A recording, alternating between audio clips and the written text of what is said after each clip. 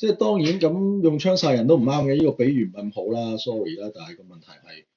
其實而家我哋往往做緊好多事就係因為我哋有啲理念上要去拯救一啲嘢，但係我哋就要犧牲好多嘢。咁究竟到底值唔值得咧？我想問下大家。好啦，咁講翻講得太遠啦。咁誒、其實本身再強調一樣嘢，ideology is not cultural。你嘅語言文化、你嘅家庭背景、你嘅可能唔係講話你好遠古流遠嘅家族或者點咧，但係我諗你諗翻你三四代之前就係你其實就係你嘅 heritage 咯，你嘅歷史咯，即係譬如你外國人嘅可能呢度 BC 省嘅可能佢5代之前我都喺度住㗎啦，咁呢個你咪你嘅 heritage 咯，呢個就係你嘅歷史咯。你唔想同我講話之前我喺邊度嚟，咁你屋企，咁如果你即係譬如我都好清楚，我同個小朋友都講話即係我哋個歷史點解我哋要嚟加拿大咁樣，咁你解釋俾佢聽，或者佢明白呢樣，或者我本身我係中國人嘅文化有呢個觀念喺度嘅，咁你要解釋俾佢聽，呢個先係正確噶嘛。咁譬如你係基督西方文化本身就係基督文明出嚟嘅，咁你唔可以掹咗嗰樣嘢就當冇啊嘛，或者就算你唔信基督教，但係你本身嗰個觀念道德觀念喺邊度咧？就係而家欠缺咗社會性嘅道德觀念，即係話大家共同個觀念嗰個道德標準喺邊度咧？其實咧，我早幾個月2個月之前咧，11月嗰陣時咧就碰巧面咧就碰到個以前識嘅牧師，咁佢又解釋咗一樣嘢。其實我好短時間即係車咗佢翻屋企，李錦律牧師，咁佢就話，咁我就話其實點解會搞成咁嘅咧？咁佢好具體咁話俾我聽，即係呢個叫相對道德主義，即係話冇啱同錯呢個世界。但係你同我，你如果聽到我咁講，你都知道呢個世界有啱同錯嘅，係咪先？咁啦，數啦，好啦，咁其實仲要數臭政府啦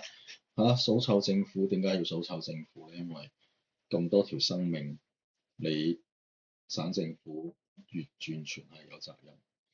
OK，即係個政府係咪再能夠做得係叫做中立？冇有聽第二種聲音嘅意見，去有啲嘢唔可以咁樣走到咁極端咧？我哋仲有冇個咁嘅政府咧？民主選舉只係一個產生政府出嚟嘅機制，但係民主選舉冇能夠確認你個政府嘅中立性。我哋喺而家現行呢個制度，政府就欠缺中立，所有嘢係用個政治掛帥，唔係政策去掛帥。呢個就係其實香港人好多時候，我哋喺03年到19年中間，其實我哋學習到嘅都唔應該係某程度上，老實講喺嗰段時間係個政府個執行力或者相對地對社會嘅影響係仲有喺度，係都係有效嘅管治。OK，即係19年嗰啲太敏感嘅嘢就唔講啦。之後咁，但係咧相對嚟講，如果相對嗰個 period 同埋而家加拿大兩級政府、省同聯邦政府嘅操作咧，基本上我話俾你聽咧，係仲衰過香港嘅。而家話俾你聽，因為個政府根本就冇中立性。OK，啲錢到底使咗喺邊度咧？其實好多即係我解釋俾你哋華人朋友聽啦、中國人聽啦。咁其實好多錢咧使咗去唔知使咗去邊度。即係話咧，譬如無端端有個原住民嗰啲咁嘅團體咧，就又唔係原住民嚟，掛個名咁，唔知點解成立咗個團體咧，就話不如我哋改個名，改咗個名咧，你就因為嗰個名咧就要捐，仲要捐翻錢俾個原住民嗰個團體咁樣咯。啊，或者有啲咁嘅 NGO 出嚟就係要爭取平權咁樣，但係又唔知邊個嘅喎。咁可能嗰啲政府入邊嗰啲人都係佢哋自己開嘅，咁嗰啲錢就去咗嗰度。我哋以前有個叫Auditor General 嘅省嘅層面，其實係一個行政各功能嘅專員嚟嘅，但係其實佢冇錢嘅話，佢冇分定或者佢冇喺個憲法上，喺個本身省嘅制度上，佢冇呢個資源同埋佢喺個法制嘅框架上面冇能力去運作咧，咁所以根本就冇辦法做到一個impartial 嘅，即係做到一個有效嘅執行審計各城鎮甚至乎省政府嘅財政。OK，第二個問題就係喺個司法部長裏面咧，基本上係一個已經唔係個司法部長，省政府嘅司法部長好明顯就已經唔係一個為咗中立政策去執行嘅人啦，因為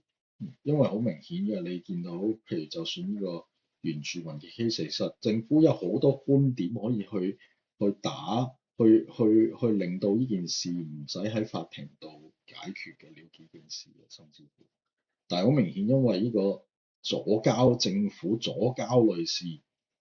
就搞到咧，根本嗰啲嘢個律政廳根本就已經唔係中立。所以倒翻轉咧，而家我哋嘅情況係本身西敏寺嘅制度咧，就係司法同埋行政已經係基本上混埋一體嘅啦。你更加冇一個獨立運作嘅律政司喺度咧，根本就係三權混一。咁你其實就三權混一就叫任意妄為、胡作非為，就搞到今日嘅後果咯。好，唔該。